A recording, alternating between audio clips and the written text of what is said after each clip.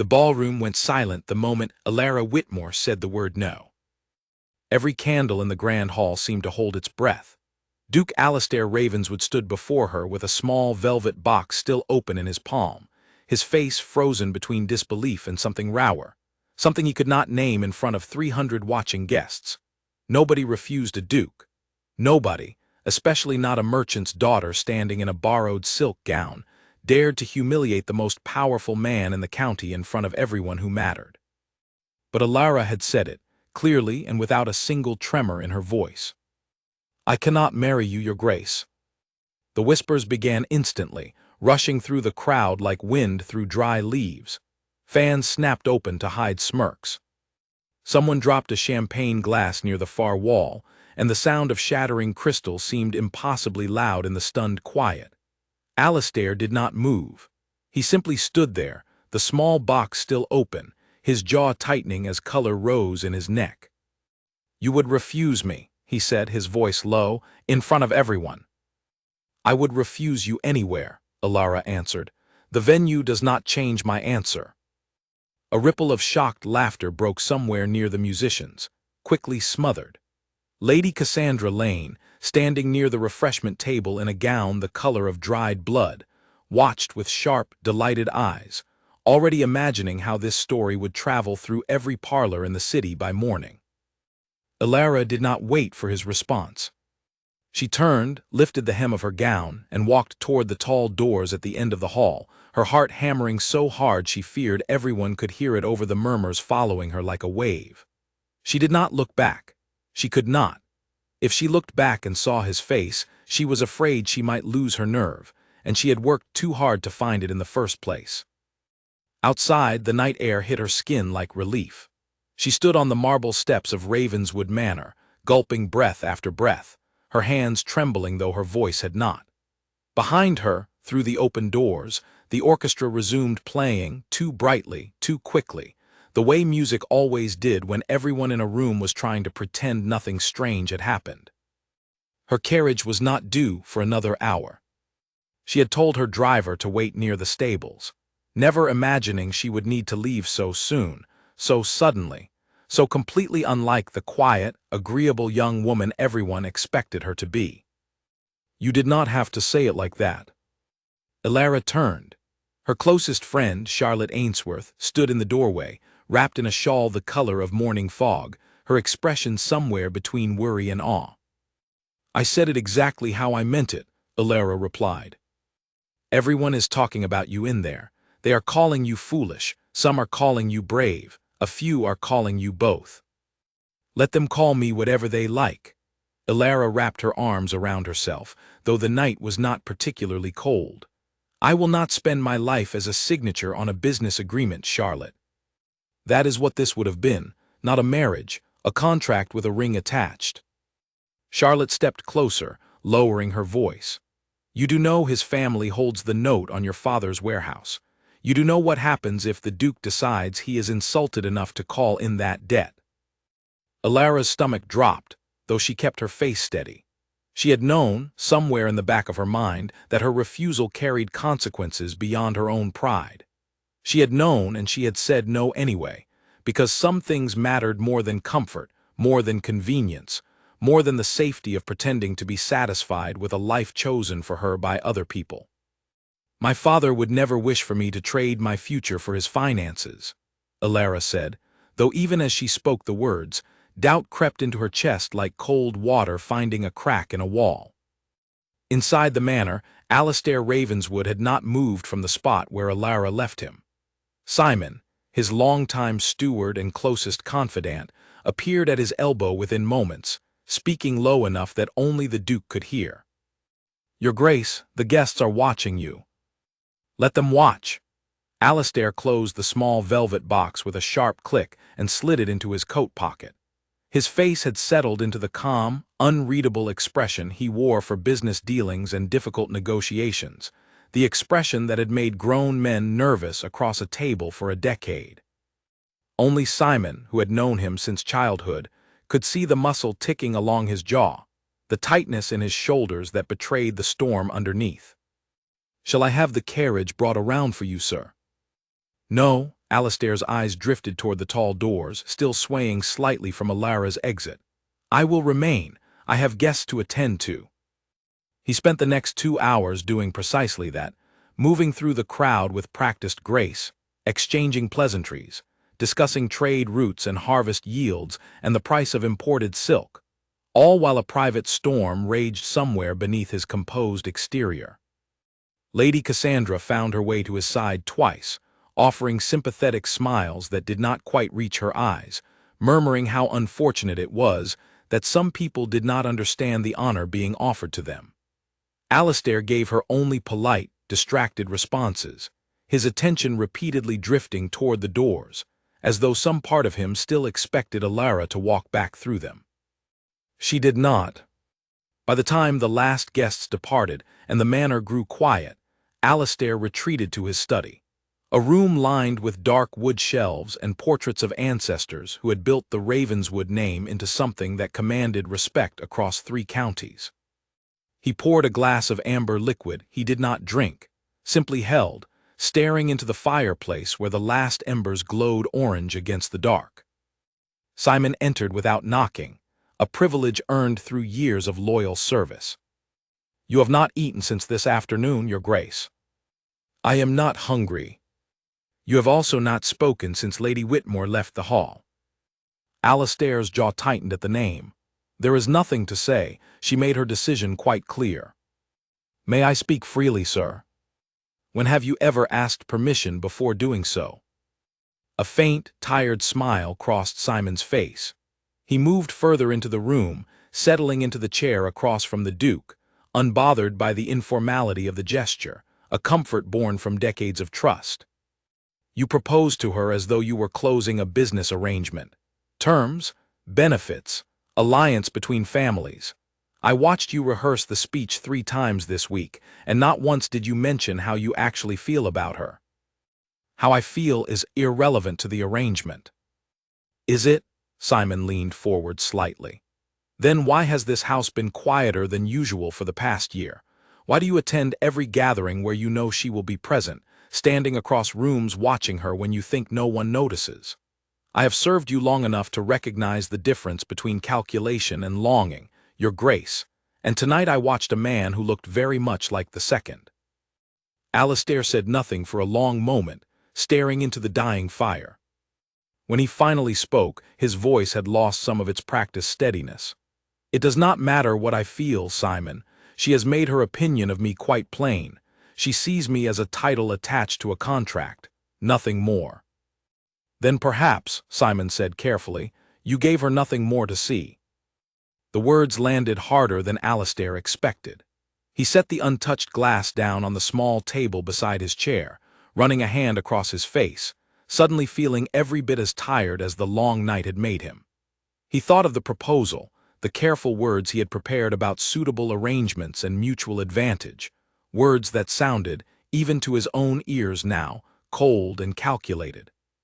He had spent so long guarding his feelings, protecting himself from the vulnerability of wanting something he might not be able to secure through wealth or title, that he had forgotten how to simply say what was true. He had watched Alara Whitmore for over a year. He remembered the first time he noticed her, not at some grand event, but at a modest gathering hosted by a trade partner, where she had spoken with such quiet confidence about her father's business dealings that several men twice her age found themselves listening with genuine attention rather than polite indulgence. He remembered how she laughed, unrestrained and honest, unlike the practiced titters he heard from women who wanted something from him. He remembered noticing, with something like alarm, that he found himself thinking of her at strange hours, wondering what she might say about a piece of correspondence, a decision, a difficult choice. He had told himself it meant nothing. He had told himself many things over the past year, all of them designed to keep a careful distance from a feeling he did not know how to manage. And then, when circumstances aligned in a way that made a match between their families advantageous, he had convinced himself this was simply practicality, that the personal feelings underneath could remain buried where they belonged, safely separate from business. He had proposed with careful words about alliance and benefit, because he did not trust himself to say the truth without exposing something he had spent a year protecting. She had refused a proposal that offered her everything except the one thing that might have actually moved her. "I have made an error," Alastair said quietly, more to himself than to Simon. "Several, I imagine," Simon replied, though not unkindly. "The question, Your Grace, is what you intend to do about it." Alastair did not answer immediately. Outside, the wind had picked up, rattling faintly against the tall windows of the study, carrying with it the first distant rumble of an approaching storm. He thought of Alara walking out into the night, chin lifted, refusing to look back, and something in his chest tightened with an ache he recognized, uncomfortably, as regret. "I do not know," he admitted, and the honesty of it surprised him.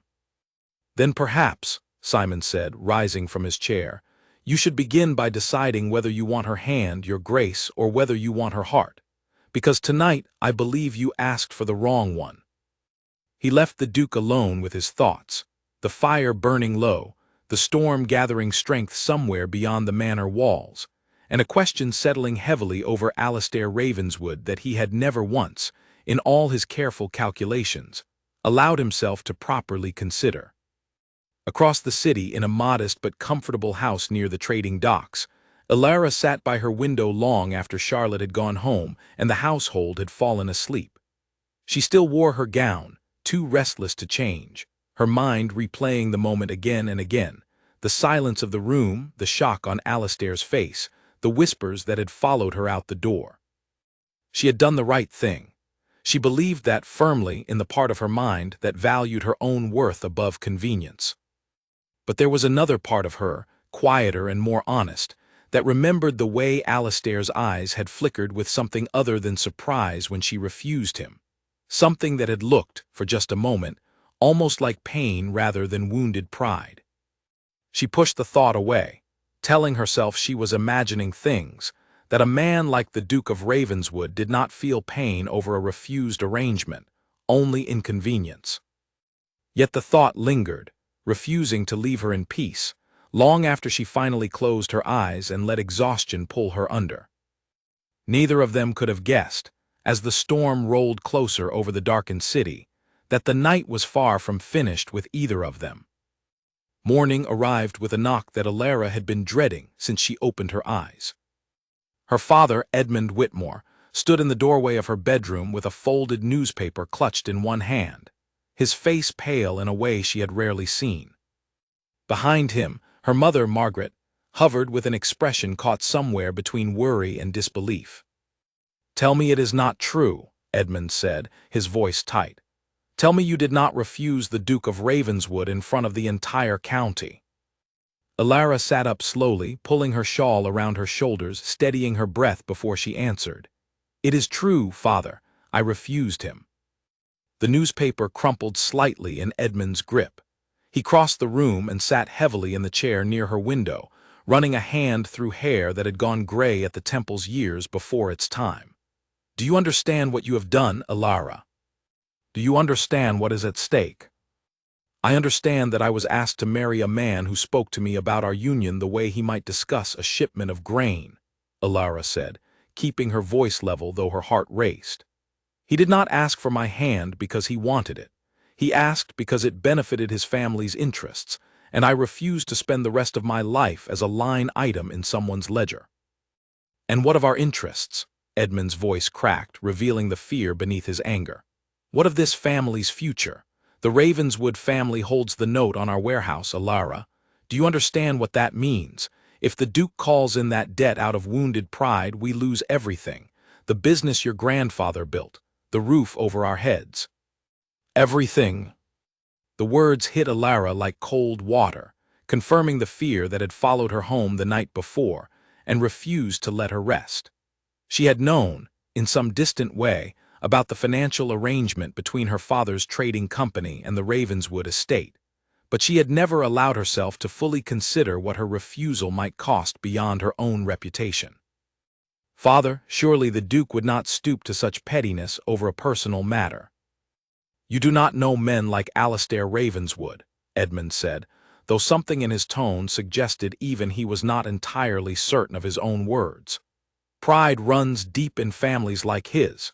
You have humiliated him in front of every important family in this county. Men have destroyed lesser insults than that. Margaret finally stepped forward, placing a gentle hand on her husband's shoulder before kneeling beside Alara's bed, taking her daughter's hands in her own. Alara, my darling, we only want to understand. Why did you refuse him? He is titled, wealthy, respected. Many young women would have accepted such a proposal without a moment's hesitation. Alara looked down at her mother's hands, searching for the right words to explain a feeling that had been building inside her for months, long before the proposal itself. Because he never once asked me what I wanted, Mother. He never asked if I loved him or if I could learn to. He spoke of advantageous alliances and mutual benefit as though I were a piece of property being transferred between estates. I want to be chosen because someone sees me, truly sees me, not because I happen to be convenient to a business arrangement. That is a fine sentiment for storybooks, Edmund said, though his voice had softened slightly. But we live in the real world, Alara, and in the real world, choices have consequences. I do not say this to frighten you. I say this because I love you and I fear what tomorrow might bring for this family. He rose from the chair, pausing at the door before he left. I have sent word to the estate this morning, requesting a meeting with the Duke's solicitor regarding the terms of our arrangement. I only hope he has not already decided our fate. The door closed behind him, leaving Alara alone with her mother, the weight of guilt pressing heavily on her chest despite her certainty that she had made the right choice for herself. Margaret squeezed her daughter's hands gently. I am not angry with you, she said softly. I understand more than your father realizes. I was once a young woman who dreamed of being loved rather than simply useful, but dreams, my darling, do not pay debts. I only hope you have not gambled everything on a feeling that the world rarely rewards. Across the city, in the grand halls of Ravenswood Manor, Alastair had spent a sleepless night pacing the length of his study, the conversation with Simon echoing in his mind, alongside the memory of Alara's steady voice refusing him in front of everyone who mattered. By the time morning light filtered through the tall windows, he had made no decisions except one. He would not call in the debt owed by the Whitmore family. He summoned his solicitor, a careful, precise man named Harold Pemberton, to his study shortly after breakfast, a meal Alastair had barely touched. Your Grace, I understand you wish to discuss the Whitmore account. I do. Alastair stood by the window, his hands clasped behind his back, watching the gray morning clouds gather over the estate grounds. I want you to extend their payment terms, quietly, without any indication that the decision has anything to do with recent events. Pemberton raised an eyebrow but said nothing beyond a respectful nod, accustomed to following the Duke's instructions without question, even unusual ones. I will draft the amended terms this afternoon, Your Grace. Good, and Pemberton, I want no word of this reaching Edmund Whitmore's ears through any channel other than the formal correspondence. Is that understood? Perfectly, Your Grace. After Pemberton departed, Simon entered the study, having overheard enough of the conversation from the hallway to understand what had transpired. That was well done, sir. It is not kindness, Alastair said quickly, though the defensive edge in his voice suggested otherwise. It is simply good business. There is no benefit to punishing a merchant family over a personal disagreement with his daughter. Of course, Your Grace. Simon's tone carried the faintest hint of amusement, though he wisely said nothing further on the subject.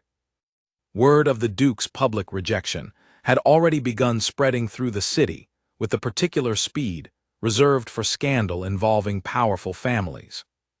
By midday, Lady Cassandra Lane had visited no fewer than 4 households, each time expressing gentle, performative sympathy for the Duke's humiliation, while subtly reminding her listeners of her own long-standing friendship with the Ravenswood family. It is truly a shame, she said to a small gathering of ladies over afternoon tea, her voice carrying just enough volume to ensure she was heard across the room. Poor Alastair, offering his hand so generously, only to be refused in front of everyone. One wonders what Miss Whitmore was thinking, turning away such an honor. Though I suppose not everyone understands what it means to be worthy of a duke's attention. The comments, carefully seeded across the social circles of the city, began to shape a narrative that painted Alara as foolish, ungrateful, even calculating, as though her refusal had been some elaborate scheme rather than a genuine stand for her own dignity. By the time Alara ventured out that afternoon to visit her father's warehouse near the docks, she could feel the weight of curious, judgmental stares following her through the streets. "Pay them no mind," Charlotte said, walking close beside her, arm linked through Alara's for support. "Gossip burns fast and fades faster. In a fortnight, they will have found some new scandal to occupy their attention." "I do not fear the gossip," Alara said, though her voice lacked its usual conviction. "I fear what it might mean for my father's business, what it might mean for all of us." They arrived at the warehouse to find Edmund deep in conversation with a clerk, papers spread across his desk, his expression unreadable. He looked up as Alara entered, and for a moment she braced herself for further disappointment or anger. Instead, he simply said, "The Duke's solicitor sent word this morning. Our payment terms have been extended." Quietly, without explanation, but extended nonetheless. Alara's breath caught. "Why would he do that?" "I do not know," Edmund admitted, setting down his pen and studying his daughter's face with an expression she could not quite read. "Perhaps he is simply an honorable man beneath his cold reputation, or perhaps he has reasons of his own that have nothing to do with kindness." Alara said nothing, but a strange warmth spread through her chest, one she quickly tried to suppress. She told herself it meant nothing, that a man who had proposed to her with talk of alliances and advantages was surely acting out of some further calculation, protecting his reputation rather than showing genuine consideration. Yet the gesture lingered in her mind for the rest of the day, refusing to be dismissed as easily as she wished. That evening, as she prepared for bed, Nora, the young maid who had served the Whitmore household for several years and had become something of a confidant to Alara, entered with a folded letter in her hand. "This arrived a short while ago, miss, delivered by a rider from Ravenswood Manor. He said it was to be given to you directly and no one else." Alara's heart quickened as she took the letter, recognizing the elegant, precise handwriting on the front even before she broke the seal. She sat on the edge of her bed, unfolding the paper with trembling fingers, and read the brief message written in Alastair's own hand. "I have extended your father's payment terms not as a bargain for your affection, but because I would not have you believe me a man who punishes those who refuse me. I owe you an apology for the manner in which I proposed. You deserved better words than the ones I offered. I do not expect you to reconsider. I only ask that you know the truth of my intentions, whatever else you believe of me." There was no signature beyond his initial, a simple A pressed into the wax seal that had held the letter closed. Alara read the words 3 times, her chest tight with an emotion she could not name, somewhere between relief and confusion, and something dangerously close to hope. She folded the letter carefully and placed it in the small drawer of her nightstand, though she found herself unable to stop thinking about it long after she extinguished her candle and lay staring into the darkness. For the first time since the ball, she allowed herself to wonder if she had misjudged him entirely, and the thought unsettled her more than she wanted to admit. 3 days after the letter arrived, Lady Cassandra Lane sat in her private sitting room, tapping one gloved finger against the arm of her chair, listening to her cousin Beatrice recount the latest gossip circling the city. "They say Alara Whitmore has become something of a curiosity," Beatrice said, sipping her tea with obvious relish for the scandal. "Half the city calls her foolish for refusing the Duke, the other half calls her brave. No one can quite decide which." "And what does the Duke say of it?" Cassandra asked, keeping her tone carefully neutral. "Nothing at all, which is perhaps the most curious part of the whole affair. He has not spoken of her once, not to anyone, not even at his own gatherings. Though I heard from my maid, who heard from a footman at Ravenswood Manor, that he has been unusually distracted these past days, short with his staff, restless." Cassandra's fingers stilled against the chair. She had spent years cultivating a friendship with Alastair Ravenswood, patient and calculated, waiting for the moment their families might align through marriage rather than mere social proximity. She had believed before the ball that his eventual proposal would come to her, given their long acquaintance and the obvious benefits such a union would bring to both families. Instead, he had turned his attention toward a merchant's daughter with modest connections and no title to speak of, and the sting of that realization had not faded. Even after Alara's public refusal offered Cassandra an opening she intended to seize. "I believe," Cassandra said slowly, setting down her teacup, "that the Duke requires comfort during this difficult time. A friend who understands the burdens of his position, who would never embarrass him in front of his peers." Beatrice's eyes lit with understanding. "You intend to pursue him yourself." "I intend," Cassandra corrected primly, "to remind him of what a suitable match truly looks like. Alara Whitmore has shown herself unworthy of his attention. Someone ought to demonstrate the alternative." Over the following week, Cassandra orchestrated a careful campaign of proximity, appearing at every gathering the Duke attended, offering sympathetic conversation and gentle flattery, positioning herself as the reasonable, composed alternative to the scandal surrounding Alara. She spoke of shared interests, of family histories intertwined for generations, of the comfort of familiarity between two people who understood the same world and its expectations. Alastair, still reeling from the events of the ball and uncertain how to proceed, after sending his letter to Alara, without receiving any response, found himself accepting Cassandra's company more often than he might have otherwise, if only because it offered a distraction from thoughts that circled endlessly back to a woman who had made her rejection of him abundantly clear. "You seem troubled, Your Grace," Cassandra observed one afternoon, as they walked together through the gardens of a mutual acquaintance's estate, trailed at a respectful distance by their attendants. "Perhaps recent events weigh more heavily than you allow yourself to admit." "Recent events are behind me," Alastair said, though the words felt hollow even as he spoke them. "Of course," Cassandra offered a small, understanding smile. "Though I confess, I have always believed that a man of your position deserves a partner who appreciates the honor of standing beside him, rather than one who treats such an offer as beneath consideration. You deserve someone who would never humiliate you, Alastair. Someone who understands what it means to build a life together, rather than merely being convinced into it." The words settled into Alastair's chest with an uncomfortable weight, partly because they echoed his own wounded pride, and partly because some part of him recognized the calculated nature of Cassandra's kindness, even as he found himself grateful for the reprieve it offered from his own turbulent thoughts. He did not notice, as they continued their walk through the garden, the careful way Cassandra steered their conversation toward the future, toward possibilities, toward a partnership built on convenience rather than the messy, uncertain territory of genuine feeling. He was tired, and lonely in a way he had rarely allowed himself to acknowledge, and Cassandra's presence, however calculated, offered a comfort he had not realized he needed until it was offered to him. Word of their growing companionship reached Alara within days, carried through the same efficient channels of gossip that had spread news of her refusal throughout the city.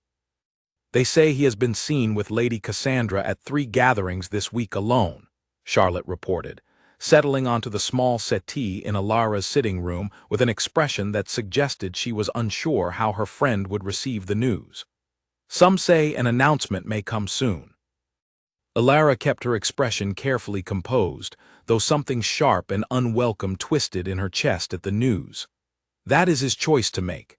I have no claim over the Duke's affections, Charlotte. I made that quite clear the night of the ball."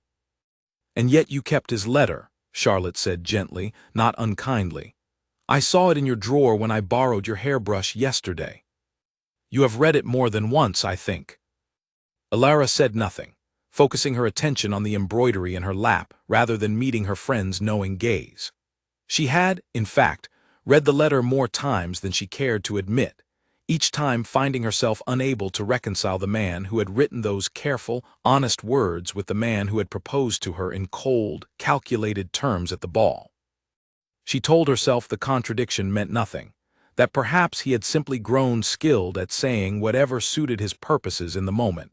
First the language of business advantage, now the language of quiet apology. But if that were true, why did the letter still sit folded beside her bed, read and reread until the creases had softened the paper? "It does not matter," Alara said finally, setting down her embroidery with more force than necessary. "Whatever understanding exists between the Duke and Lady Cassandra is none of my concern." Charlotte studied her friend for a long moment before speaking again, her voice softer now. "Alara, I have known you since we were children building forts from bedsheets in your father's garden. I know when you are lying to yourself, even if you refuse to admit it to me. You care what happens to him. There is no shame in that, even after everything that has passed between you." Alara's composure cracked slightly, just enough to reveal the uncertainty she had been carrying since the letter arrived. "I do not know what I feel, Charlotte. I refused him because I could not bear to be chosen for convenience rather than genuine regard. But then he sent that letter, and it did not read like the words of a man who saw me as merely useful. It read like something else entirely, and I do not know what to do with that confusion." "Perhaps," Charlotte suggested carefully, "you might simply ask him, and risk further humiliation, in case I have misread his intentions entirely. I refused him once already, Charlotte. I cannot approach him now and admit uncertainty, only to discover he has already moved his affections towards someone more suitable, someone who would never embarrass him as I did." The conversation left Alara restless and unsettled for the remainder of the day, her mind circling endlessly between pride and longing, unable to settle on which impulse deserved to win. Meanwhile, at Ravenswood Manor, Simon watched the growing familiarity between Alastair and Cassandra with mounting concern, though he chose his moment carefully before finally addressing it directly. "You seem to be spending considerable time with Lady Cassandra of late, Your Grace." "She has been a comfort during a difficult period," Alastair replied, not looking up from the correspondence he was reviewing at his desk. "A comfort," Simon repeated, his tone carefully neutral. "Is that truly what you seek, sir? Comfort? Or have you simply grown weary of feeling the way you have felt since the ball and found in her company a convenient distraction from that discomfort?" Alastair set down his pen, finally meeting Simon's gaze with visible irritation. "What would you have me do, Simon? Pine indefinitely for a woman who made her rejection of me abundantly clear in front of the entire county? I sent my letter. I explained myself as honestly as I could manage. She has not responded in any fashion. What more am I meant to do?" "Perhaps," Simon said quietly, "you might consider whether a single letter, however honest, was ever going to be enough to undo the damage of a proposal built on calculation rather than genuine feeling. You have spent a year watching that woman from across rooms, too afraid to approach her honestly, and when circumstances finally forced your hand, you retreated into the language of business rather than risk true vulnerability. A letter cannot undo that pattern, Your Grace. Only genuine, sustained honesty might have any hope of doing so. And if she wants nothing further to do with me, regardless of my honesty, then at least you will know you tried with your whole heart, rather than half of it," Simon replied. "Lady Cassandra offers comfort because she asks nothing difficult of you. She does not require you to be vulnerable, only convenient. I have watched you long enough to know the difference between a man settling for ease and a man pursuing something he genuinely wants. I fear you are choosing the former simply because the latter frightens you." The word struck a nerve Alastair had been carefully avoiding since the night of the ball. He rose from his desk and walked to the window, staring out over the estate grounds where autumn had begun turning the leaves to shades of amber and rust, the same colors, he realized with an uncomfortable pang, as the gown Alara had worn the night she refused him. "I do not know how to pursue something I have already lost, Simon." "Perhaps," Simon said gently, "you have not lost it yet. Perhaps you have simply not yet found the courage to try properly." That evening, as Alastair sat alone in his study long after Simon had retired for the night, he found himself withdrawing a small, worn piece of paper from his desk drawer. A page from a diary he had never intended anyone else to see, filled with private observations he had recorded about Alara Whitmore over the past year, before circumstance had ever brought them to the point of a proposal. He read through the entries slowly, remembering the moment he first noticed her confident intelligence at a modest gathering, the sound of her genuine laughter that had stayed with him for weeks afterward, the quiet admiration that had grown, unbidden and unwelcome, into something he had never allowed himself to properly name.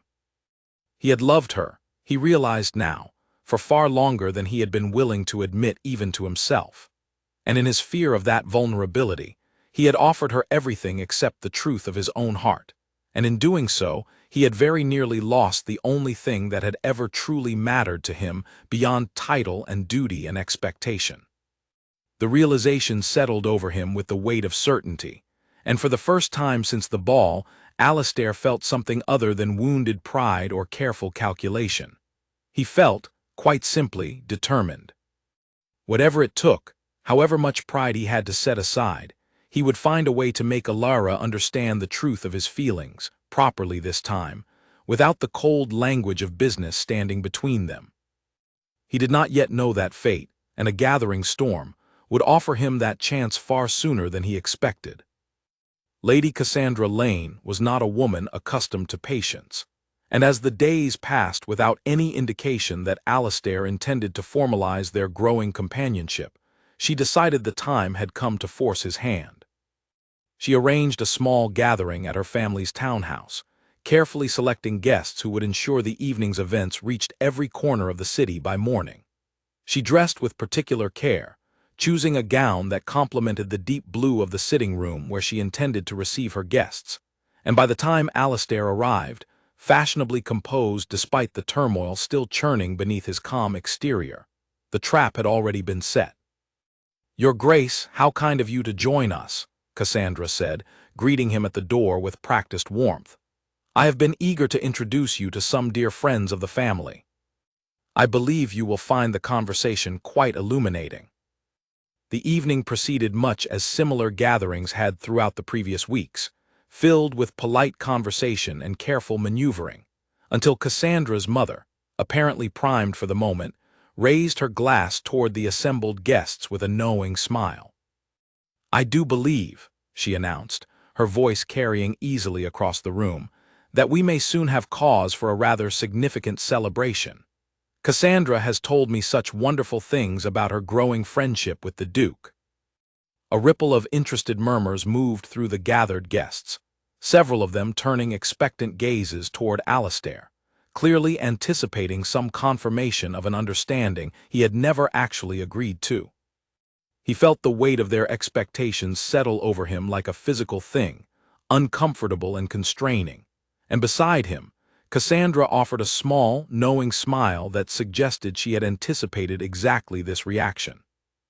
"Lady Cassandra has been a gracious companion during a difficult period," Alastair said carefully, choosing his words with the precision of a man navigating a negotiation rather than a genuine social occasion. "I value her friendship considerably."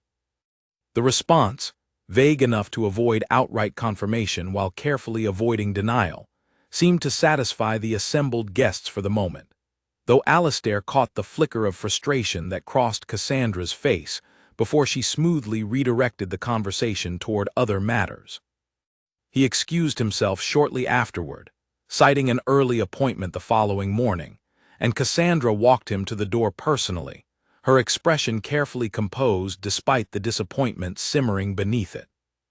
"You could have simply confirmed what everyone in that room already believes to be true, Alastair," she said quietly, once they were beyond earshot of the other guests. "I confirmed nothing beyond the truth, Cassandra. I value your friendship. I have not offered you anything more than that, and I would not wish for anyone to believe otherwise." Her expression hardened slightly, though she kept her voice pleasant for the benefit of any servants who might overhear. "You cannot pine forever for a woman who has already made her rejection abundantly clear, Alastair. At some point, you must choose to move forward with your life, and I had rather hoped you might choose to do so with someone who actually wants to stand beside you."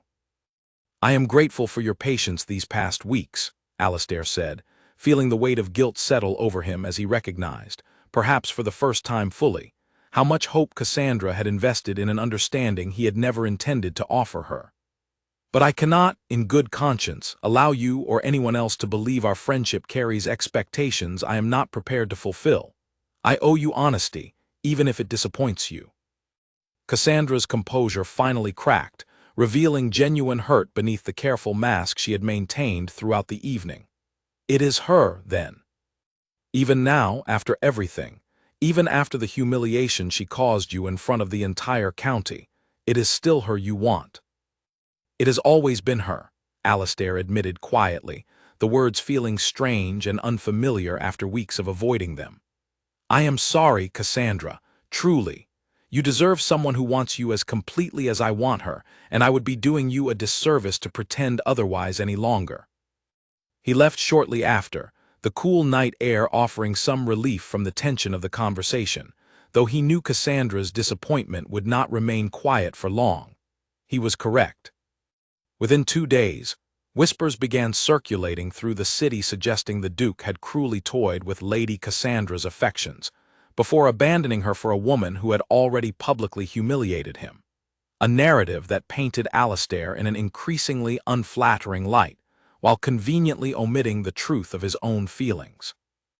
Alara heard the rumors through Charlotte, who arrived at her home one afternoon with an expression of barely contained urgency.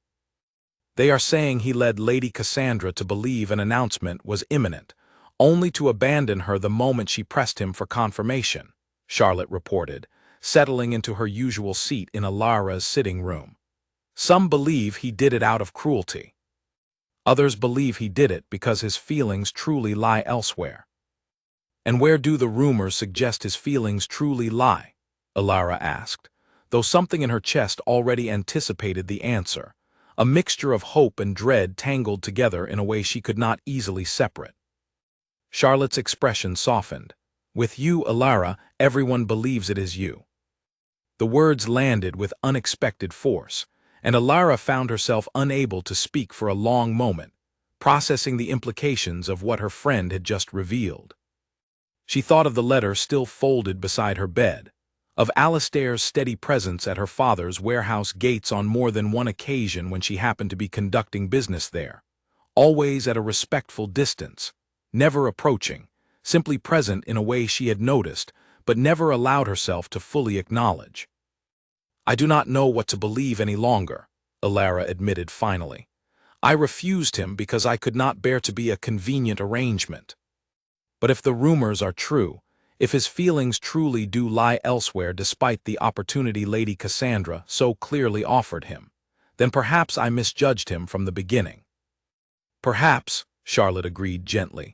The only way to know for certain is to ask him directly, rather than relying on rumors and second-hand accounts to answer a question only he can truly resolve.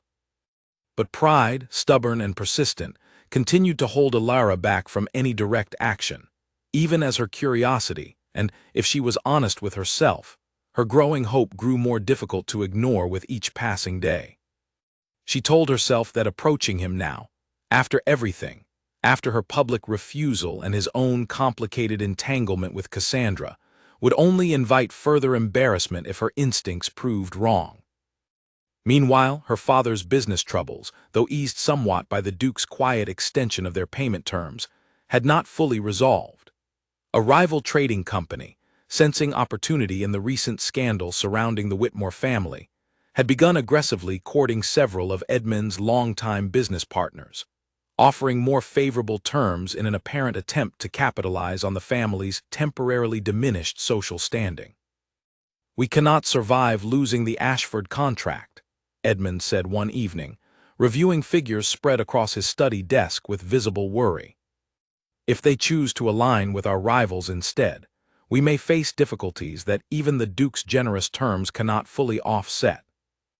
Alara sat across from her father, watching the weight of responsibility etched into his tired features, and felt a fresh wave of guilt over the consequences her refusal had set into motion, regardless of Alastair's subsequent kindness regarding their debt. Is there anything I can do to help, father? Edmund studied his daughter for a long moment before speaking. You have already shown more courage than most young women your age would dare to summon, standing firm in your convictions despite the cost. I would not ask you to compromise that courage now for the sake of business, no matter how difficult our circumstances may become. We will find a way forward, Alara, as this family always has. Despite his reassurance, Alara could see the strain the situation placed on her father, and it added yet another layer of complicated emotion to the already tangled feelings she carried regarding Alistair Ravenswood. She wondered, in her quieter moments, whether her pride had cost her family more than she had initially understood, and whether the principles she had defended so fiercely at the ball were truly worth the price others around her were now paying.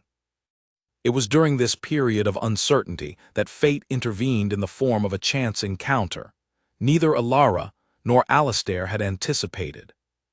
The Autumn Harvest Festival, held annually in the city square, drew crowds from every level of society, nobility and merchants and laborers alike gathering to celebrate the season's bounty amid stalls of food and music and dancing that continued well into the evening.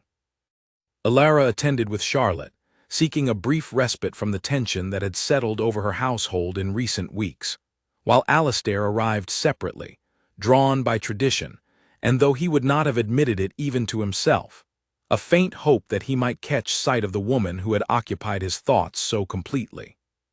They found themselves, quite by accident, standing near the same stall selling roasted chestnuts, close enough that avoiding acknowledgement would have required a deliberate and obvious effort neither of them was quite prepared to make. Their eyes met across the small distance, and for a long, suspended moment, neither of them spoke, the noise of the festival fading into background static as they simply looked at each other, months of complicated feeling passing silently between them in a single glance. "Miss Whitmore," Alistair said finally, his voice carefully steady despite the sudden racing of his heart. "Your Grace," Alara replied, equally careful, equally unsteady beneath the composed surface.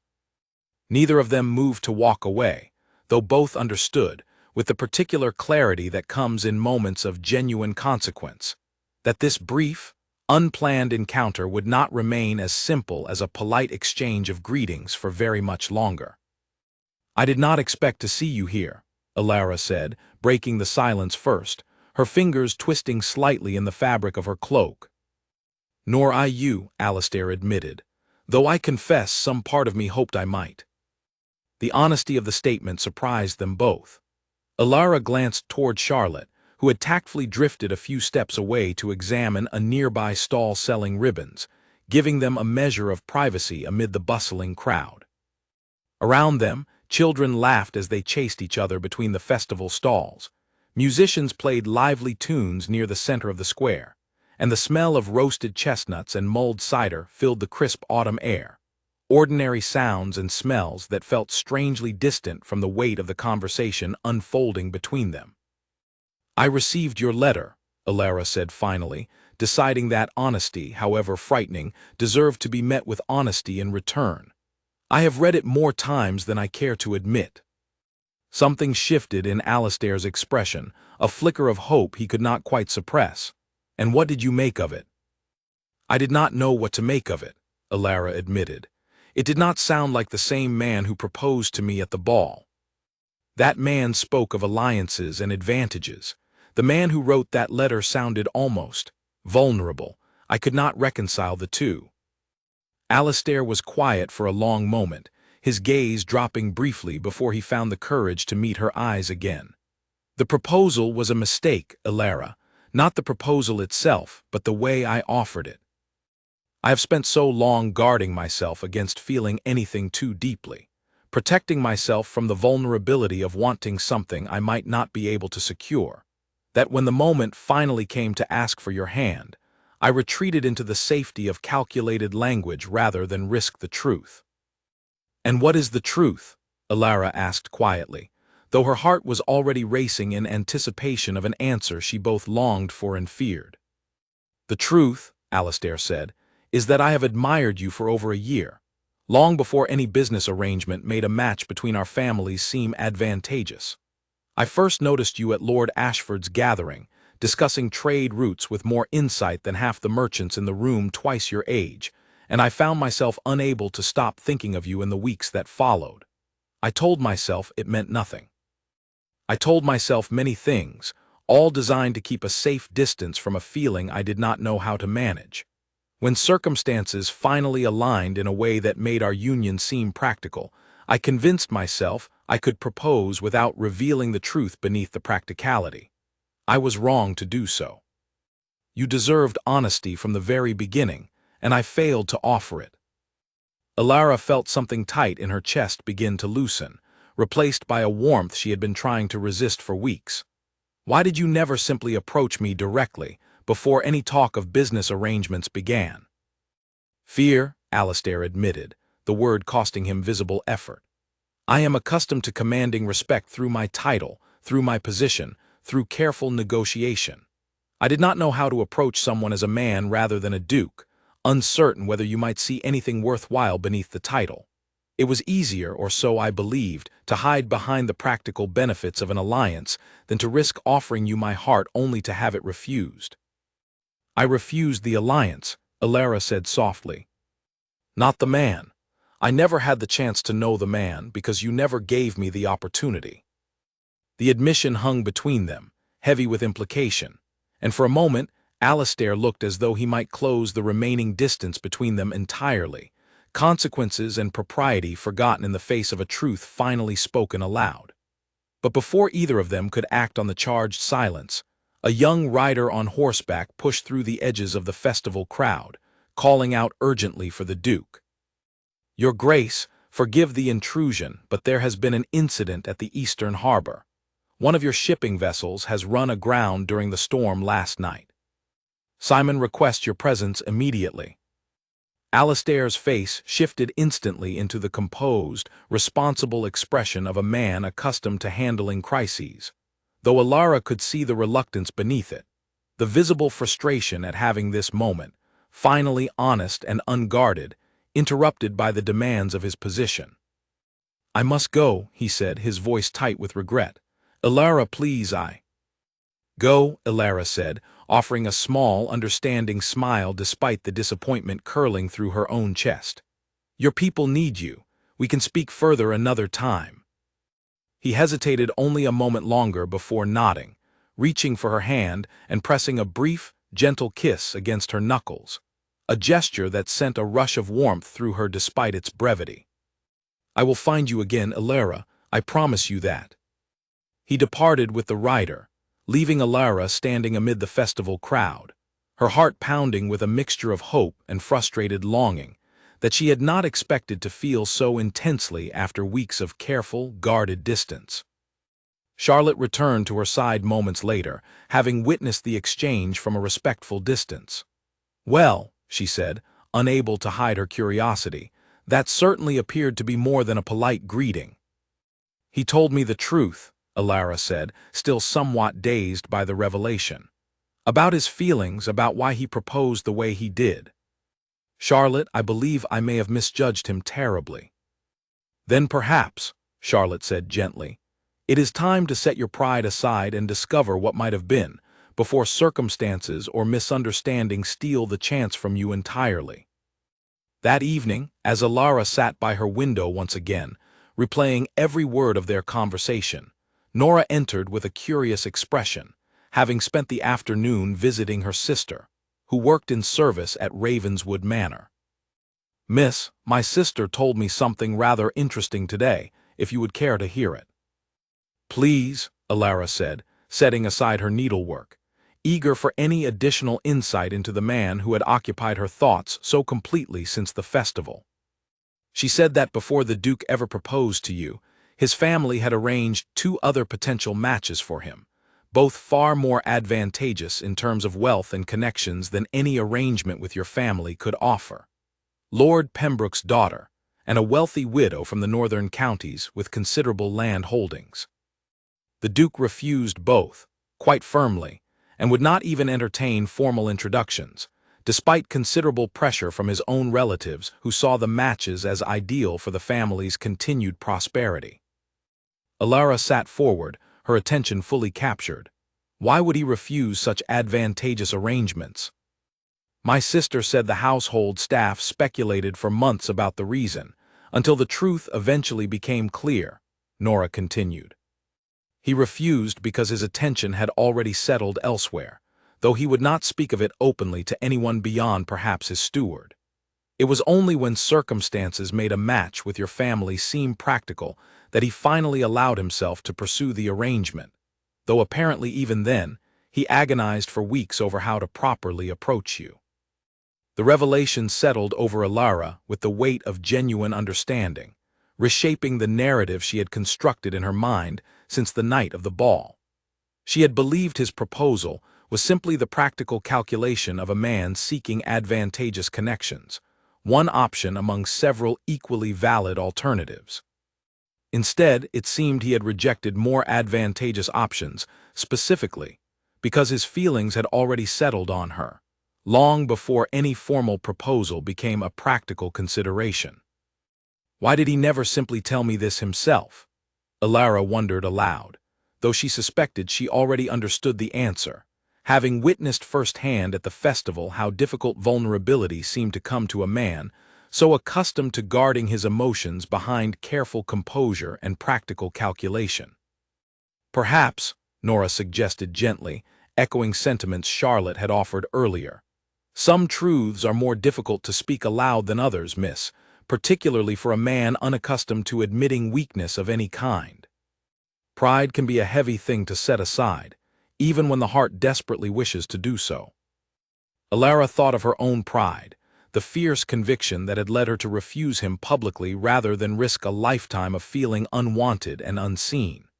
She understood, perhaps better than most, how difficult it could be to set aside pride in favor of vulnerability, even when every instinct suggested it might be the right choice. Yet despite this newfound understanding, despite the warmth that had grown steadily throughout their conversation at the festival, Alara found herself hesitant to reach out first, uncertain whether doing so might undo the fragile dignity she had fought so hard to maintain since the night of the ball. She told herself she would wait, that Alistair had promised to find her again, and that patience, however difficult, was the wiser course of action. She did not yet know that fate, in the form of a gathering storm and a man finally willing to set aside every ounce of careful pride he possessed, would not require her patience for very much longer. 3 days passed following the festival, days filled with careful anticipation as Alara waited for some further word from Alistair, wondering with each passing hour whether the harbor crisis had consumed his attention so completely that their conversation had faded into distant memory amid more pressing concerns. She told herself she understood, that matters of business and responsibility rightfully took precedence over personal matters, yet the waiting grew increasingly difficult to bear as the days stretched onward without any word. Meanwhile, at Ravenswood Manor, Alistair found himself buried beneath the demands of managing the aftermath of the grounded vessel, coordinating repairs, negotiating with insurers, and managing the concerns of business partners whose cargo had been aboard the damaged ship. Each evening, exhausted from the day's demands, he found his thoughts returning inevitably to Alara, to the conversation at the festival that had felt, for the first time in months, like genuine honesty finally breaking through the careful walls he had constructed around his own heart. You have received no fewer than 6 invitations this week alone, Your Grace, all of which you have declined in favor of continuing your review of the harbor situation, Simon observed one evening, finding the Duke once again bent over correspondence at his desk long after the household had otherwise settled for the night. I wonder whether the harbor crisis, however genuine, has also become a convenient excuse to avoid the more frightening prospect of pursuing Miss Whitmore properly, now that you have finally spoken honestly with her. Alistair set down his pen, rubbing tired eyes with one hand. The harbor crisis is genuine, Simon. I have not manufactured an excuse. I do not doubt the crisis is genuine, Simon replied. I simply wonder whether you have allowed it to consume more of your attention than strictly necessary. Precisely, because doing so protects you from the vulnerability of pursuing something that matters far more than any shipment of cargo ever could. The observation struck uncomfortably close to a truth Alastair had not fully allowed himself to examine, and he found himself staring at the correspondence before him without truly seeing it, his mind instead replaying the conversation at the festival, the warmth in Alara's eyes when she admitted to reading his letter multiple times, the way her hand had felt beneath his lips when he pressed that brief, parting kiss against her knuckles. He had promised to find her again. He had allowed 3 days to pass without fulfilling that promise, hiding, as Simon suggested, behind the legitimate but perhaps overstated demands of the harbor crisis, when the genuine obstacle standing between himself and Alara had far more to do with his own lingering fear of vulnerability than any shortage of available time. That night, as a fresh storm began gathering over the city, its distant thunder rolling ominously across the darkening sky, Alastair made a decision that would carry him through the wind and rain, past every remaining shred of careful pride, toward the one place he had been too afraid to fully commit himself until now. The storm broke fully just after 11 that night, rain lashing against the windows of the Whitmore household with a fury that rattled the shutters and sent Nora scrambling to secure the loose ones on the upper floor. Alara sat by her window despite the weather, unable to settle into sleep, her mind still circling the same unanswered questions that had occupied her for days. She did not hear the horse approaching through the storm at first, the sound of hooves lost beneath the rain and rolling thunder. It was only when Nora burst into her room, breathless and wide-eyed, that Alara understood something unusual was happening below. "Miss, you must come quickly. There is someone at the door, and I truly believe, it is the Duke himself." Alara's heart lurched painfully in her chest. She rose so quickly she nearly overturned the chair beside her window, grabbing a shawl and rushing toward the stairs without pausing to consider her disheveled appearance, hair loose around her shoulders, feet bare against the cold floor. She reached the front hall just as her father, roused from his own bed by the commotion, arrived from the opposite direction, his expression a mixture of confusion and alarm. Through the narrow window beside the door, lit by the flickering glow of the entrance lamp, she could see him. Alastair stood on the doorstep, soaked entirely through, his usually impeccable coat plastered against his shoulders, his hair dripping rainwater down a face stripped of every careful, composed expression she had ever seen him wear. He looked, in that moment, nothing like the Duke of Ravenswood who commanded rooms with a single glance. He looked like a man who had ridden through a violent storm, because he could no longer bear the distance between himself and something he desperately needed. Edmund reached the door first, pulling it open with visible confusion. "Your Grace, at this hour in this weather, has something happened." "Forgive the intrusion," Alastair said, his voice rough, breathless from the ride, water streaming down his face as he spoke. "I would not have come at such an hour in such conditions if the matter did not feel urgent beyond my ability to wait until morning. I need to speak with Alara, tonight, if she will permit it." Edmund glanced back toward his daughter, who stood frozen at the base of the stairs, her heart pounding so violently she felt certain everyone in the hall could hear it over the storm outside. Something in her expression must have communicated her wishes clearly enough, because Edmund stepped aside, gesturing Alastair into the hall, though his expression remained watchful, protective of his daughter despite the obvious desperation written across the Duke's features. "I will fetch towels," Margaret said quickly, having appeared at the top of the stairs, already moving to be useful despite the lateness of the hour and the strangeness of the situation. Alastair stepped into the hall, water pooling immediately around his boots on the polished floor, and for a long moment he simply looked at Alara, as though committing every detail of her disheveled, unguarded appearance to memory. She had never looked less prepared to receive a duke, and somehow she had also never looked more beautiful to him, precisely because there was nothing performed or careful about the moment, only raw, unguarded honesty on both sides.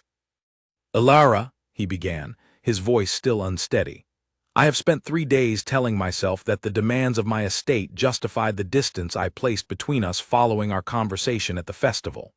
I told myself I was managing a genuine crisis, and that was true, but it was also a convenient excuse, one I used to avoid confronting the true source of my fear. "What fear?" Elara asked softly, moving closer despite her father's watchful presence nearby. "The fear of finally offering you my whole heart without calculation, without careful language designed to protect myself from vulnerability, and discovering that even then, it might not be enough." Alistair took a step closer, water still dripping from his sleeves, seemingly unaware or uncaring of the mess forming around him on the floor. "I have loved you for over a year, Elara, long before any talk of alliances or advantageous arrangements. I loved you when you spoke with such confidence about trade routes that grown men twice your age found themselves listening with genuine attention. I loved you when you laughed, unrestrained and honest, in a room full of people performing careful, practiced amusement. I loved you before I ever understood what that feeling truly meant, and I was too afraid of that vulnerability to ever tell you properly. So I hid behind the safety of business language when circumstances finally forced my hand." Elara's eyes had grown bright with unshed tears, though she remained rooted in place, listening to every word with an intensity that matched the fierce determination in his own voice. "I proposed to you as though offering a business arrangement because I was terrified of offering you my heart and having you refuse it," Alistair continued, his voice growing steadier now, as though the momentum of finally speaking the truth carried him forward despite his exhaustion and the rainwater still dripping from his clothes. "And when you refused me, publicly, in front of everyone, I told myself it confirmed my greatest fear, that I was never truly worthy of being loved for myself, only useful for my title and position. I retreated into wounded pride because it felt safer than confronting the possibility that I had simply failed to offer you the honesty you deserved from the very beginning." "Alistair," Elara said softly, using his given name for the first time, the intimacy of it settling something unsteady in his chest. "I am not finished," he said, though his voice trembled slightly with the effort of continuing. "I allowed myself to seek comfort in Lady Cassandra's company because her attention asked nothing difficult of me. She never required vulnerability. She simply offered convenience, and after the humiliation of the ball, convenience felt like the only safe option remaining. But even then, even surrounded by the easy comfort she offered, I could not stop thinking of you. I could not stop wondering whether I had ruined the only chance I would ever have at genuine happiness because I was too proud, too frightened, to simply tell you the truth from the very beginning." He closed the remaining distance between them, close enough now that Elara could see the genuine desperation in his eyes, stripped of every ounce of careful composure he typically wore like armor. "I am asking you now properly, without calculation, without careful language designed to protect my own pride," he said, his voice finally breaking with the weight of genuine emotion. "Please, Elara, come back. Not to a business arrangement, not to an alliance between families, but to me. To whatever this is between us, however frightening it might be to both of us. I cannot promise you I will never make mistakes again, but I can promise you honesty, real honesty, for as long as you will have me." The hall fell silent except for the sound of the storm outside, rain hammering against the windows, thunder rolling distantly across the sky. Edmund and Margaret stood quietly near the stairs, having witnessed the entire confession without interrupting, their own expressions caught somewhere between shock and cautious hope for their daughter's happiness. Elara felt tears finally slip free, tracing warm paths down her cheeks despite her efforts to maintain composure. "You rode through this storm to tell me this. Tonight, at midnight, soaked through and risking illness, simply to say what you might have waited until morning to explain." "I have waited far too long already to tell you the truth," Alistair said. "I could not bear the thought of waiting even one more night, wondering whether pride or fear might convince me to retreat back into careful silence before morning arrived. I needed you to know, tonight, exactly how I feel without any further delay." Elara studied his face for a long moment, taking in every detail of his exhausted, vulnerable expression, so different from the composed, calculating man who had proposed to her weeks earlier in a crowded ballroom. She thought of the letter still folded beside her bed, of the quiet extension of her father's debt, of the conversation at the festival that had first cracked open the possibility that she had misjudged him, of Nora's revelation about the advantageous matches he had refused long before circumstances made a union with her family seem practical. Every piece of evidence, gathered slowly over the past weeks, pointed toward the same conclusion she finally allowed herself to fully accept in that moment. Standing in her family's front hall while a storm raged outside, and the man before her stood dripping and utterly undone by his own vulnerability. He loved her, genuinely, completely, without calculation, and had loved her for far longer than either of them had been willing to admit. "I am frightened too," Alara admitted softly, closing the remaining distance between them until only inches separated their faces. "Frightened that if I accept this, if I allow myself to trust what you are telling me tonight, I might discover it was simply the passion of a difficult moment, and that once the storm passes, both literally and figuratively, we might return to the careful distance and calculated language that defined our relationship before tonight."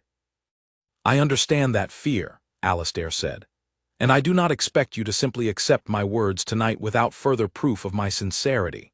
I know I have given you reason to doubt me, and rebuilding that trust will require more than a single midnight confession, however genuine. But I am asking you, Alara, please, give me the chance to prove it. Give me the chance to show you, through actions rather than merely words, that what I feel for you is real and lasting, and worth whatever risk trusting me again might require." Margaret, watching from near the stairs, finally stepped forward, unable to remain silent any longer despite the private nature of the conversation. "Your Grace, forgive my intrusion, but perhaps you might allow my daughter some time to properly consider what you have offered tonight, rather than demanding an answer while you stand here soaked through and shivering.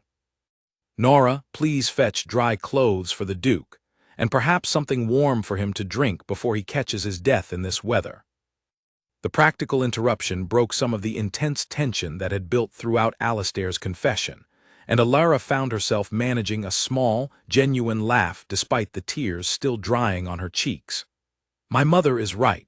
You will fall ill if you remain in those wet clothes any longer." "I do not require an immediate answer," Alistair said, allowing himself to be guided toward the warmth of the sitting-room fire while Nora hurried to fetch dry garments from among her father's own wardrobe. "I only needed you to know the truth tonight, whatever you decide to do with that knowledge." As the household settled into the unexpected business of tending to an unexpected midnight guest, drying his clothes and warming him with tea while the storm continued to rage outside, Alara found herself watching Alistair with fresh eyes, seeing not the calculating Duke who had proposed to her weeks earlier, but a man who had finally, genuinely, allowed himself to be vulnerable, regardless of the risk to his own pride. She did not offer him an answer that night, understanding, as her mother had wisely suggested, that such an important decision deserved more consideration than could be properly given in the emotional aftermath of a midnight storm and a passionate confession. But as she watched him sitting near the fire, dressed in her father's borrowed clothes, looking somehow both diminished and more genuine than she had ever seen him before, she understood with growing certainty that her answer, whenever she found the courage to give it, would not be the same refusal she had offered weeks earlier at the ball. Something fundamental had shifted between them that night, forged in the honesty of a storm-soaked confession delivered without calculation or careful language, and both of them understood, as the rain finally began to soften outside and the worst of the storm passed over the city, that whatever came next would require courage from both of them in equal measure. Before he departed later that night, once his clothes had dried sufficiently and the storm had eased into a gentle, steady rain, Alistair paused at the door, turning back to face Alara one final time. "Whatever you decide, Alara, I want you to know that tonight was not an attempt to manipulate your feelings through some dramatic gesture. It was simply the truth, finally spoken aloud, because I could not bear to carry it silently any longer. I know, Alara said softly, and found to her own surprise that she truly did believe him. Thank you for your honesty, Alistair. Whatever I decide, I will not forget the courage it took for you to offer it tonight. He nodded, a small, tired smile crossing his exhausted features before he stepped back out into the gentle rain, mounting his horse for the return journey to Ravenswood Manor. Alara watched from the doorway until he disappeared into the darkness beyond the reach of the entrance lamp's glow, and then, for a long while afterward, simply stood there, feeling the cool, damp air against her skin, allowing herself, for the first time since the night of the ball, to imagine a future she had not previously believed possible. A full week passed before Alara sent word to Ravenswood Manor requesting a meeting, a week spent in careful reflection, weighing the fear of renewed vulnerability against the growing certainty that Alistair's midnight confession had revealed something genuine and lasting beneath his earlier calculated proposal. She chose neutral ground for their conversation, the small garden behind the city's central chapel, a quiet public space where propriety could be maintained without the pressure of either family's household staff observing every exchange between them. Alistair arrived precisely on time, dressed simply, without the elaborate formality he typically favored for important occasions, a small detail Alara noticed and appreciated as a sign that he understood this conversation required genuine presence rather than careful performance. "Thank you for coming," Alara said, as they settled onto a stone bench beneath a large oak tree, its leaves turning gold and beginning to scatter across the garden path in the crisp autumn air. "I would have come regardless of the location or hour," Alistair replied. "You have only to send word." Alara took a steadying breath, gathering her thoughts before speaking. "I have considered everything you told me that night, Alistair. I believe you were genuine. I believe the feelings you described are real, and have been real for far longer than either of us allowed ourselves to acknowledge." "But," Alistair said, hearing the hesitation still lingering in her voice. "But words spoken in the emotional intensity of a midnight storm are not the same as a lasting commitment tested by ordinary daylight and ordinary circumstances," Alara continued. "I refused your first proposal because I could not bear to be chosen for convenience rather than genuine regard. If I am to trust this second chance, I need something more than private words, however sincere, spoken when no one else was watching." "What would you have me do?" Alistair asked, though something in his expression suggested he had already anticipated the direction of her request, and had, in fact, been considering similar thoughts himself over the preceding week. "I want you to choose me openly," Alara said, meeting his gaze steadily despite the vulnerability of the request. "Not in a private garden, not in a midnight confession witnessed only by my family. I want you to declare your feelings in front of the very society that expects you to marry for status and advantage. I want to see you willing to risk your reputation, your standing among your peers, the very things that led you to propose to me in calculated business terms in the first place, for the sake of choosing me honestly and completely." Alistair was quiet for a long moment, considering the weight of what she was asking. A public declaration would carry significant consequences beyond mere social embarrassment. His family had long cultivated alliances and expectations within the highest circles of society, and openly choosing a merchant's daughter over more advantageous matches, particularly after the scandal his broken understanding with Lady Cassandra had already generated, would likely damage relationships and alliances that had taken generations to build. "You are asking me to risk considerable standing," he said finally, not as an objection, but as an acknowledgement of the genuine stakes involved. "I am asking you to prove that what you told me matters more to you than the standing itself," Alara replied. "If it does not, then perhaps we were never meant to move beyond that midnight conversation regardless of how genuine it felt in the moment." Alistair studied her for a long moment, and then, to her surprise, a small, genuine smile spread across his features, the first she had seen from him that carried no trace of careful calculation or wounded pride, only simple, honest resolve. "You are right to ask this of me, Alara.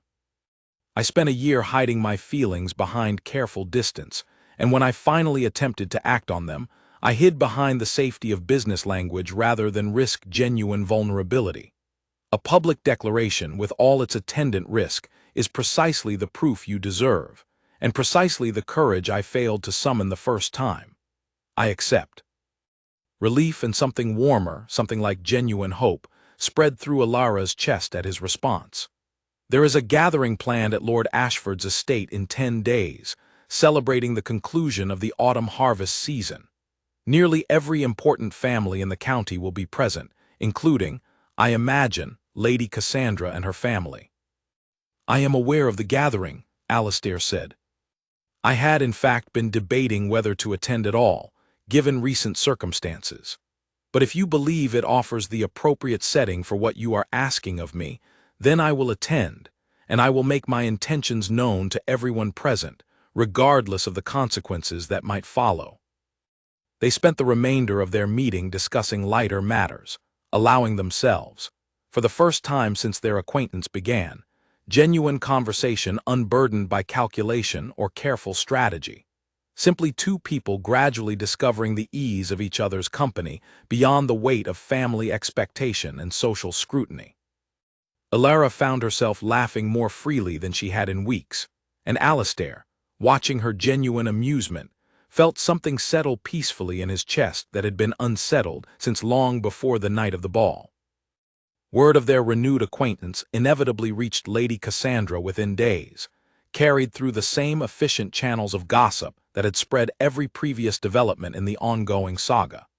She received the news with considerably less grace than she had managed during their previous encounter, her carefully maintained composure finally cracking in the privacy of her own sitting room. "He has chosen her again after everything," Cassandra said to Beatrice, her voice tight with barely controlled anger. "After the humiliation of the ball, after everything I offered him, he returns to the very woman who rejected him so publicly." "Perhaps," Beatrice suggested carefully, "his feelings were never truly available to be won in the first place, regardless of what you offered." The observation did little to soothe Cassandra's wounded pride, and over the following days, she found herself increasingly determined to prevent the harvest gathering from proceeding as smoothly as Alara and Alastair apparently hoped. She began quietly cultivating doubt among the guest list, reminding several influential families of Alara's public refusal at the ball, suggesting subtly that any renewed attention from the Duke might simply be a temporary infatuation destined to embarrass the Ravenswood name further if allowed to continue unchecked. Alara, unaware of the full extent of Cassandra's efforts, spent the days leading up to the gathering in a mixture of anticipation and nervousness, working with Charlotte to select an appropriate gown, one that reflected genuine confidence rather than an attempt to compete with the more elaborate fashions typically favored by higher-ranking families. "You look radiant," Charlotte said, on the morning of the gathering, helping Alara arrange her hair while Nora fussed with the final details of her gown, a deep green silk that complemented her coloring beautifully without appearing overly ostentatious. "Whatever happens tonight, know that you have already shown more courage than most people summon in a lifetime." "I am terrified," Alara admitted, studying her reflection in the mirror with visible nervousness. "If he fails to follow through, if pressure from his family or society ultimately convinces him to retreat back into careful calculation, I will have exposed myself to public humiliation for nothing." "And if he does follow through," Charlotte countered gently, "you will have found something far more valuable than careful safety, Alara. A love chosen freely in full view of everyone who might have discouraged it. That is worth the risk, whatever the outcome tonight ultimately brings." Across the city, Alastair prepared for the gathering with equal apprehension, though his concerns centered less on personal humiliation and more on the practical consequences a public declaration might carry for his family's carefully cultivated alliances. "Your uncle has already sent word expressing concern about rumors circulating regarding your intentions tonight," Simon informed him, as Valais helped the Duke into his formal attire. "He suggests, quite strongly, that you reconsider any public statement that might jeopardize existing business relationships."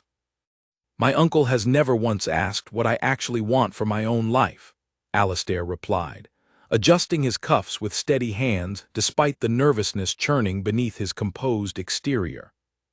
"He has spent years arranging my future according to what benefits the family's standing, never once considering whether those arrangements might align with my own genuine happiness.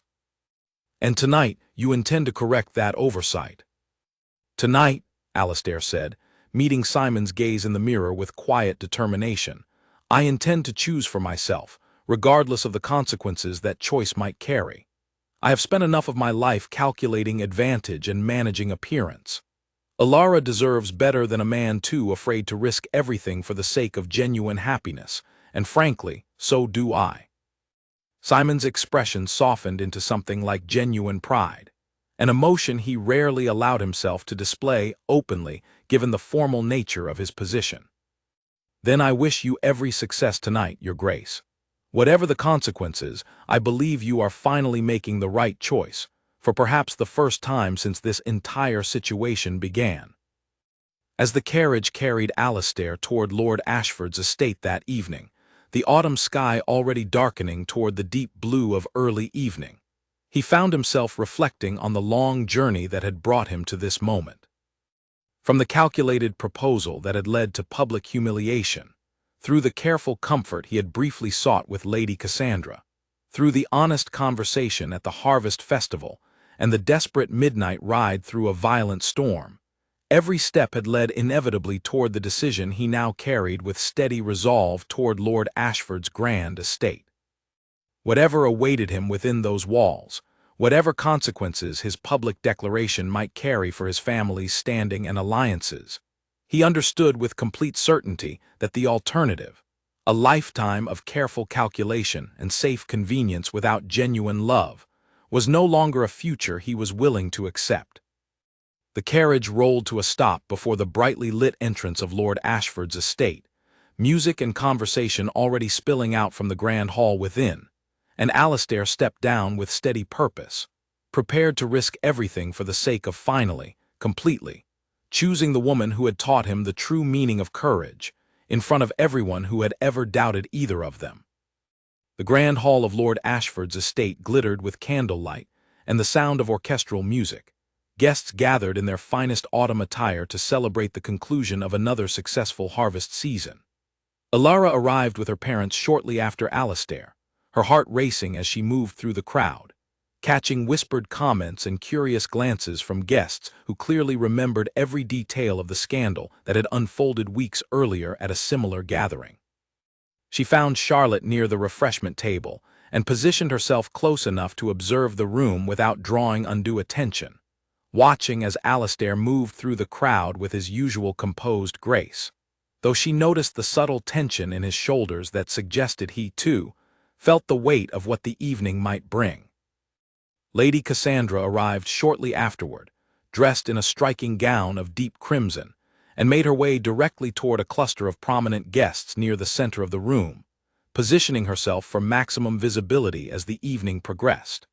She had spent the preceding days carefully preparing her own strategy, determined to prevent Alastair from following through on whatever intentions the rumors suggested he carried toward Alara.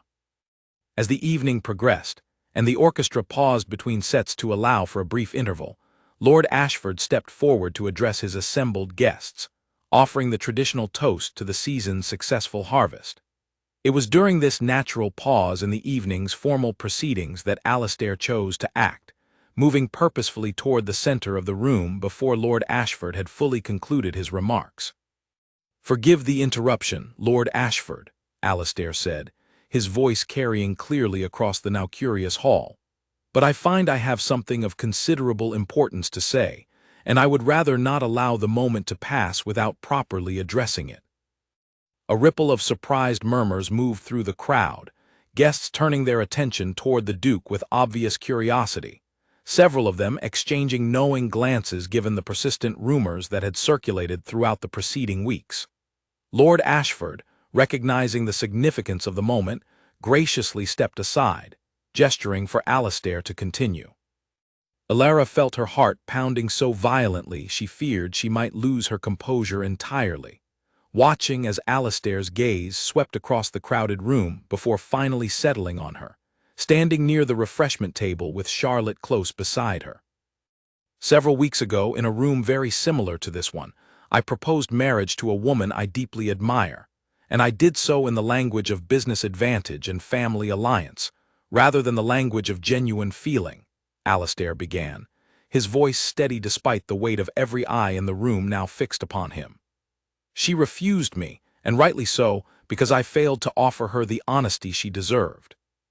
I hid behind calculation because I was afraid of vulnerability, afraid of what it might mean to want something so completely that its loss could genuinely wound me. Lady Cassandra's expression tightened visibly, though she maintained her composed posture, watching the unfolding scene with growing dread as she recognized the direction the Duke's words were taking. I have spent the weeks since that refusal reconsidering everything I believed about duty and advantage, and the careful calculations that have governed my choices since I first inherited my title, Alastair continued. And I have come to understand, through considerable difficulty and no small measure of humbling honesty, that the advantageous alliances my family and my position seem to demand mean nothing without genuine happiness to accompany them. I would rather risk every advantageous connection I possess than spend my life without the woman whose honesty and courage taught me what it truly means to choose something because it matters, rather than merely because it benefits. He crossed the room slowly, the crowd parting instinctively to allow his passage, until he stood directly before Alara, who felt tears already gathering despite her efforts to maintain composure in front of the watching crowd. "Alara Whitmore," Alastair said, his voice softer now, though still carrying clearly in the hushed silence that had fallen over the entire hall. "I am asking you again, properly this time, without calculation, without the safety of careful business language. Not because our family's interests align, not because it would be convenient or advantageous, but because I love you completely, and I would consider myself the most fortunate man in this county if you would consent to become my wife." The hall remained utterly silent, every guest watching with rapt attention, several fans frozen mid-motion, several conversations abandoned entirely in favor of witnessing the unfolding moment. Alara felt the weight of every gaze fixed upon her, and for a moment the fear of public judgment threatened to overwhelm the genuine joy building in her chest.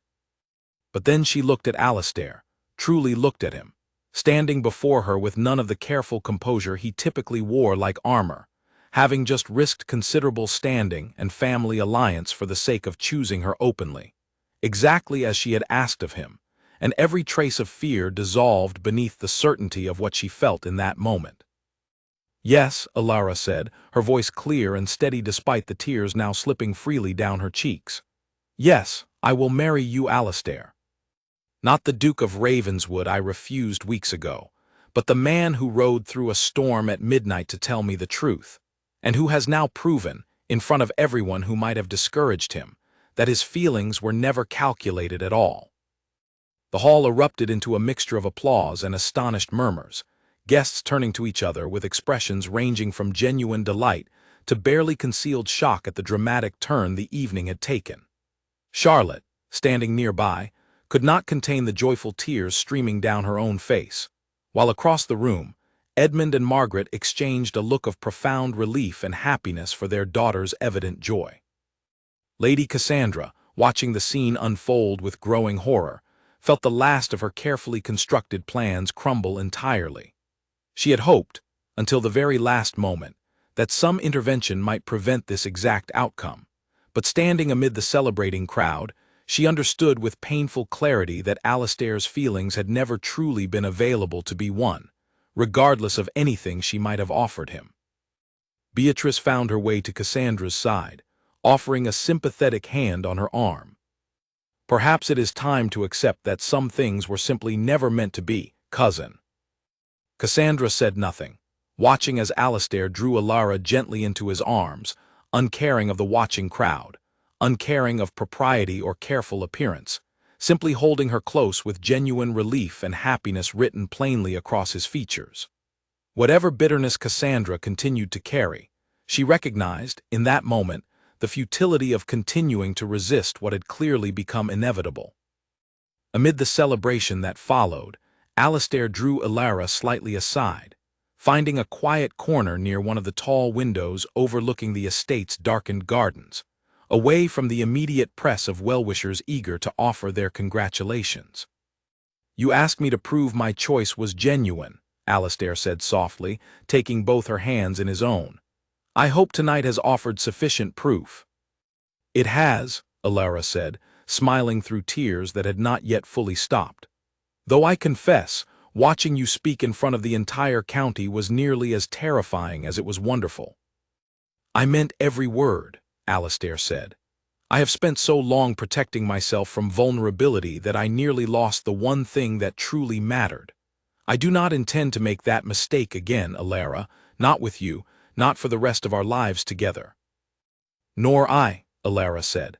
"I refused you once because I could not bear to be chosen for convenience. Tonight you have shown me, in the most public way possible, that convenience was never truly what you offered me at all."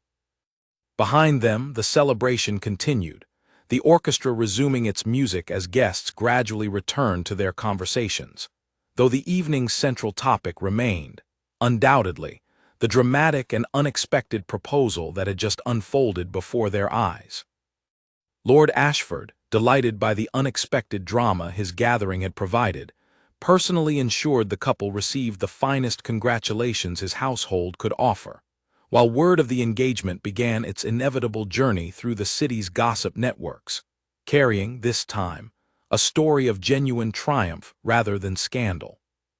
As the evening drew toward its close, Alistair escorted Elara toward her family's waiting carriage, the autumn night air crisp and clear following the storms of recent weeks, stars visible in a sky finally free of clouds. "I believe," Alistair said, helping her into the carriage with careful attention, "that our story will be told for years to come, throughout this county and perhaps well beyond it."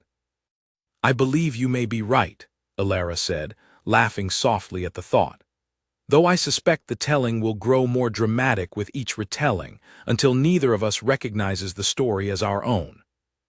"Let them tell it however they wish," Alistair said, pressing a gentle kiss to her hand before stepping back to allow the carriage to depart. "As long as the ending remains the truth. That a woman brave enough to demand genuine honesty found a man finally brave enough to offer it, regardless of whatever pride or fear might have stood in the way." As the carriage rolled away into the clear autumn night, carrying Elara home toward a future neither of them could have fully anticipated when their story began with a public refusal weeks earlier, Alistair remained standing on the estate's front steps for a long while, watching until the carriage disappeared entirely from view, feeling, for the first time in longer than he could properly remember, genuinely and completely at peace with the choice he had finally found the courage to make. Winter arrived quickly following the harvest gathering, bringing with it the practical business of planning a wedding that would unite two families whose story had already become something of a local legend. Elara found herself surprised by how quickly society's opinion shifted following the public proposal.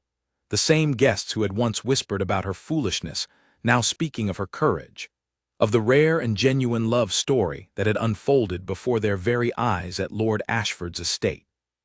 Edmund's business troubles resolved themselves entirely within weeks of the engagement announcement, as the Ashford contract and several other wavering partnerships returned firmly to the Whitmore family's favor, no longer swayed by rumors of scandal now that the Duke himself had so publicly and enthusiastically claimed Elara as his intended wife. Edmund, watching his daughter's evident happiness during the preparations for the wedding, found himself grateful, in ways he had not anticipated weeks earlier, that Elara's stubborn insistence on genuine feeling over practical convenience had ultimately led the family toward greater security rather than the ruin he had once feared. "I confess," Edmund said one evening, sitting with his daughter in the quiet familiarity of their sitting room as she worked on wedding preparations spread across the table before her, I doubted your judgment terribly, that night at the ball. I feared you had gambled our family's future on nothing more than pride. I understand why you feared that, Alara said gently, setting aside the fabric samples she had been reviewing for her wedding gown. I feared it myself more than once during the weeks that followed. And yet you were right to trust your instincts, Edmund said, reaching across to take his daughter's hand. I am proud of you, Alara, prouder than I have properly expressed these past months, caught up as I was in my own worries about the business. You showed more wisdom than most people manage in a lifetime, insisting on genuine happiness rather than mere convenience, and it seems that wisdom has been rewarded beyond anything I could have reasonably hoped for. Simon, meanwhile, found himself managing an entirely different set of challenges at Ravenswood Manor, as Alastair's extended family arrived in increasing numbers throughout the winter months, most of them eager to offer their congratulations, though a few, particularly Alastair's uncle, continued to express reservations about the practical implications of the match.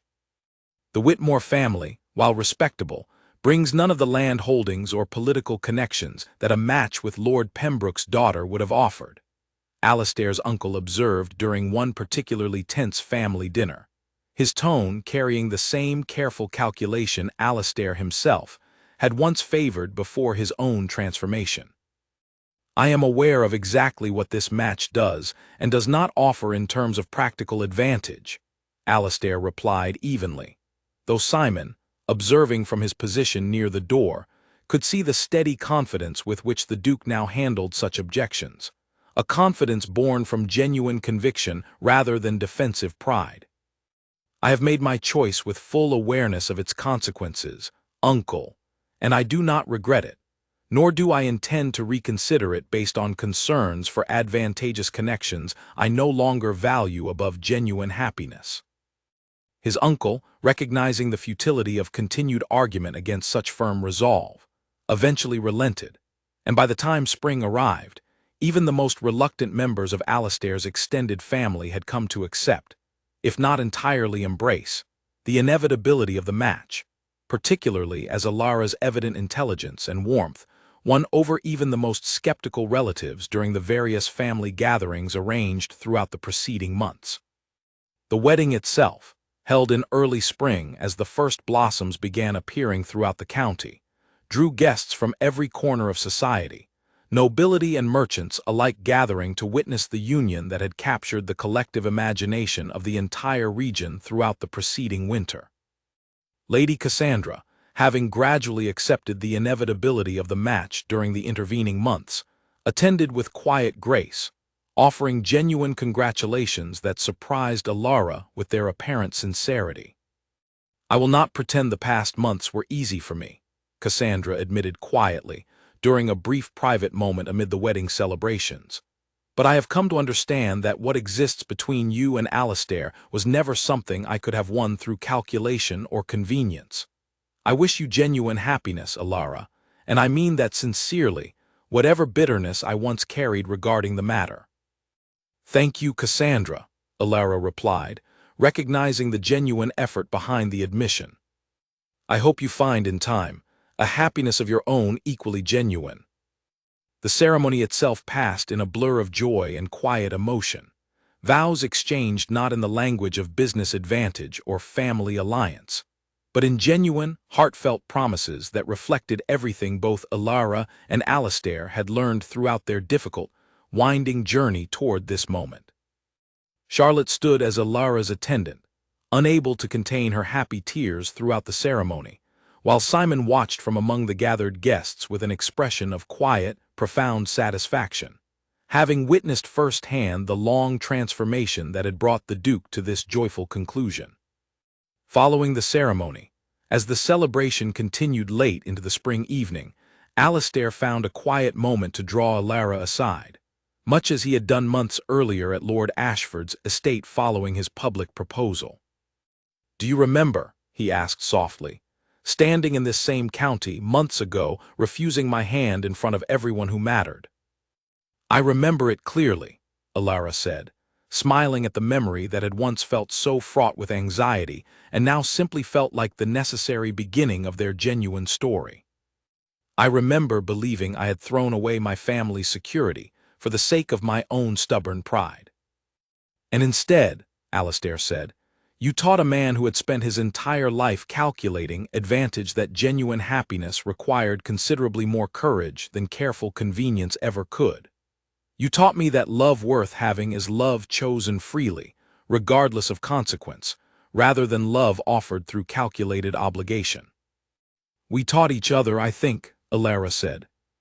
I learned, through your midnight confession and your public declaration, that vulnerability is not weakness, but rather the truest form of courage available to any of us.